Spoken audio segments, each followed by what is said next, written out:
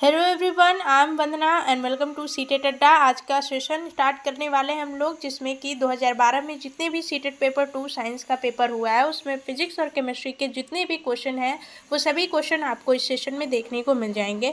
तो स्टार्ट कर लेते हैं। डेली शाम 4 बजे हमारे चैनल सीटेट अड्डा पे आपको सेशन प्रोवाइड हो रहा है। चैनल को फटाफट से सब्सक्राइब कर लीजिए जो लोग चैनल पे नए हैं और जो लोग भी सीटेट पेपर 2 की तैयारी कर रहे हैं। तो पहला क्वेश्चन हम देख रहे हैं कि क्या दिया हुआ है। ये केमिस्ट्री से क्वेश्चन दिया हुआ है कि हमने फिजिकल और केमिकल चेंज तो पढ़ा ही है, लेकिन उसमें एक नया चीज़ यहाँ पे दिया हुआ है। पूछा है कि धीमे दहन को दर्शाना है कि कौन से इन सभी में धीमे दहन होता है, किसमें।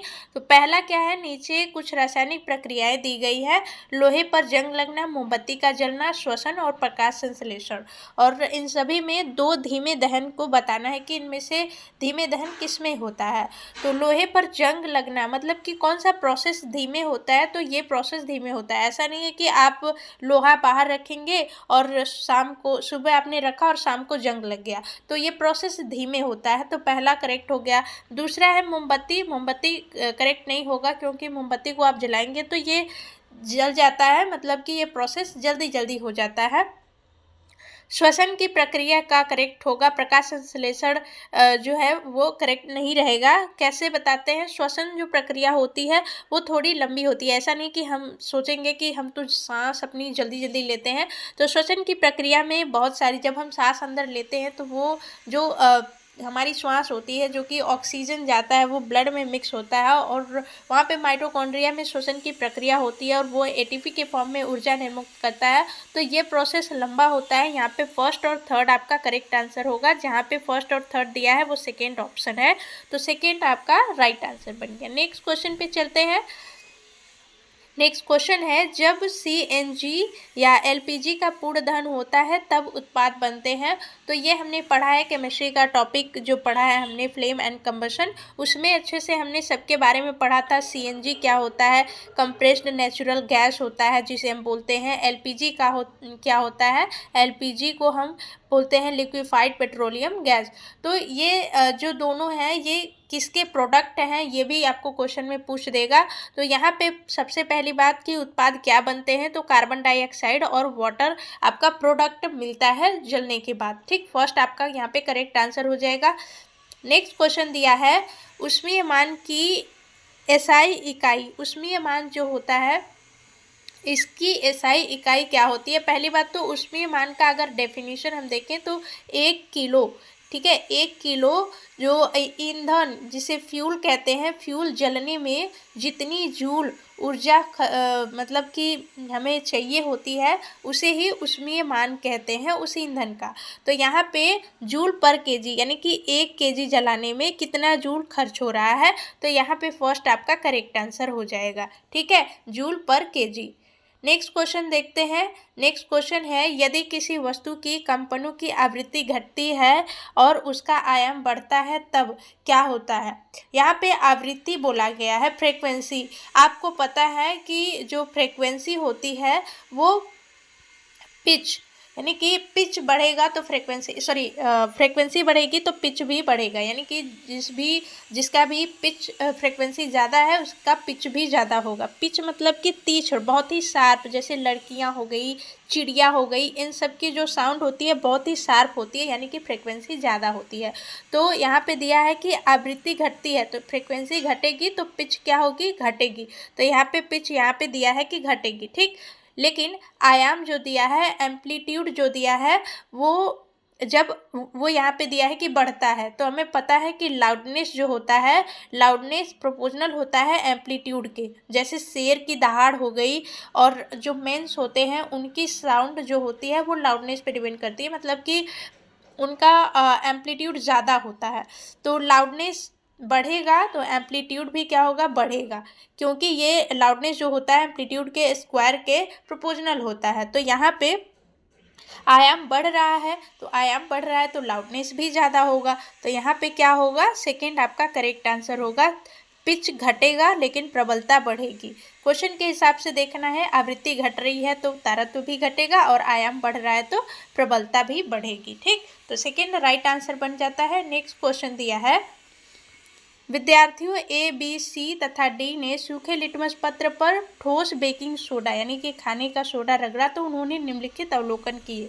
क्या अवलोकन किए? यहाँ पे देखेंगे ठोस बेकिंग सोडा दिया है, ठीक। और यहाँ पे मेन चीज़ जान लेंगे कि जो ठोस बेकिंग सोडा होता है, ठोस, ठीक, तो ठोस बेकिंग सोडा ये क्या है? क्षार है, ठीक।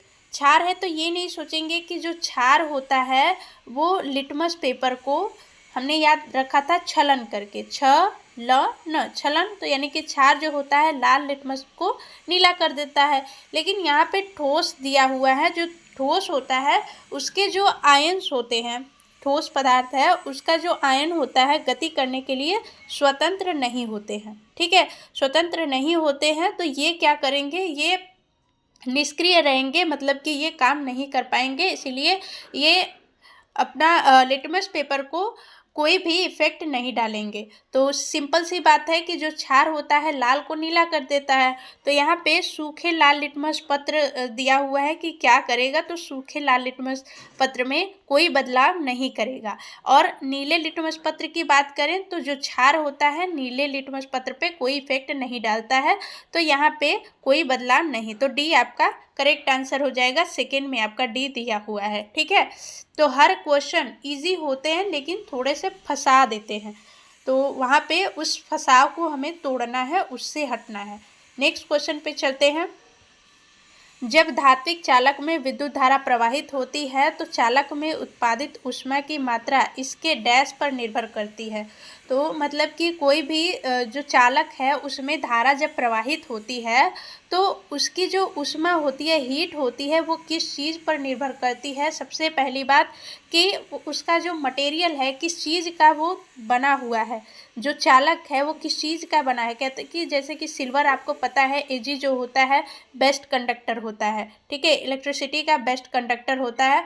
तो ये भी डिपेंड करता है कि वो जो चालक है किस चीज़ का बना है, तो यानी कि पदार्थ पे तो करेगा ही करेगा, उसकी लेंथ पे भी करेगा। यानी कि लेंथ जब कम होगी तो मान लीजिए कि हम करंट जितना भी फ्लो कर रहे हैं तो लेंथ अगर कम है तो उसी में उतनी करंट जाएगी, और लेंथ अगर ज़्यादा है तो उस लेंथ में उतनी ही करंट जा रही है। तो लेंथ पे भी ये डिपेंड करेगा, लंबाई पे और उसकी मोटाई पे भी डिपेंड करेगा। तो यहाँ पे सेकेंड आपका राइट आंसर बन जाएगा। ध्यान रखेंगे कि उसके पदार्थ और उसका लंबाई, उसकी मोटाई सब पे क्या करेगा? डिपेंड करेगा।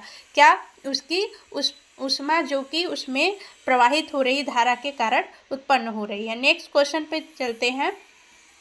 जब कार्बन डाइऑक्साइड ताजे चूने के पानी के विलयन में से गुजरती है, ठीक है, जब CO2 को ताजे चूने पानी के विलयन से गुजारते हैं तो चूने का पानी दूधिया हो जाता है। चूने के पानी का दूधियापन डैश के कारण दिखाई देता है, तो ये दिखाई देता है अविलेय कैल्शियम कार्बोनेट की उपस्थिति के कारण। फोर्थ आपका करेक्ट आंसर इसलिए हो रहा है क्योंकि जो कैल्शियम कार्बोनेट होता है वो उसमें घुलता नहीं है, इस वजह से वो कैसा दिखाई देता है? दूधिया दिखाई देने लगता है। फोर्थ आपका करेक्ट आंसर हो जाएगा। नेक्स्ट क्वेश्चन है, 5 किग्रा द्रव्यमान का कोई पिंड किसी चिकने घर्षण रहित क्षैतिज पृष्ठ पर 10 मीटर पर सेकेंड की नियत वेग से फिसल रहा है। इस पिंड को इसी वेग से गति करने के लिए आवश्यक बल है। सबसे पहली बात कि जहाँ पे घर्षण लगता है, कोई भी जगह है जहाँ पे घर्षण लगता है वहाँ पे हम क्या लगाते हैं? बल लगाते हैं, ठीक है। लेकिन जहाँ पे कोई चीज़ फिसल रही है, ठीक है, यहाँ पे एक गेंद है और ये क्या हो रही है? फिसल रही है, यहाँ पे कोई घर्षण भी नहीं काम कर रहा है, तो यहाँ पे तो बल लगाने की ज़रूरत ही नहीं है, फोर्स लगाने की कोई ज़रूरत ही नहीं है। तो यहाँ पे बोला है कि नियत वेग से, ठीक है, एक समान वेग से फिसल रही है, तो पिंड को इसी वेग से गति करने के लिए आवश्यक बल है। तो यहाँ पे कोई बल की आवश्यकता नहीं होगी, यहाँ पे 0 न्यूटन यानी कि थर्ड करेक्ट आंसर होगा। नेक्स्ट क्वेश्चन है, दिया है निम्नलिखित में से कौन सा विषमांगी मिश्रण है। तो विषमांगी मिश्रण के लिए हमें ये पता होना चाहिए कि पदार्थ हैं, 2 पदार्थ हैं, तो वहाँ पे कोई मिश्रण अगर बनाया जा रहा है तो दोनों आपको दिख जाएं, ठीक है। ऐसा नहीं है कि मतलब कि दोनों आपको पता नहीं चल पा रहे हैं, दोनों को दिखना जरूरी कि ये भी दिख रहा है और ये भी दिख रहा है। फर्स्ट वाला जो सब्सटेंस है और सेकेंड वाला जो सब्सटेंस है दोनों आपको दिखने चाहिए। जैसे कि वाटर और आपका बालू, तो दोनों को जब आप कितना भी मिक्स कर लें दोनों दिखेंगे, ठीक। और इसमें जो दिया हुआ है, आप यहाँ पे स्टेनलेस जो स्टील होता है उसमें आप नहीं बता सकते कि इसमें कौन कौन सी चीज़ें मिक्स की गई हैं। और यहाँ पे गुब्बारे में भरी वायु जो होती है, आपको ये नहीं पता होगा कि वायु में कौन कौन सी गैस उसमें मिक्स है। उसी तरीके से ब्रास जो है, पीतल जो है, उसमें कौन सी भी चीज़ मिक्स की गई है ये भी आपको नहीं पता चल पाएगा। तो ये सभी क्या है, समांगी मिश्रण है। लेकिन आयोडीन युक्त नमक जो होता है वो विषमांगी मिश्रण होता है, याद रखेंगे। सेकेंड आपका करेक्ट आंसर बन जाएगा। नेक्स्ट क्वेश्चन है, निम्नलिखित अभिक्रियाओं में से उसे चुनिए जो संभव है। संभव कहने का मतलब है कि जो पॉसिबल है, जैसे कि हमने देखा था कि रिएक्टिव, मोस्ट रिएक्टिव सब्सटेंस हमने याद रखा था, केदारनाथ का माली, आलू ज़रा,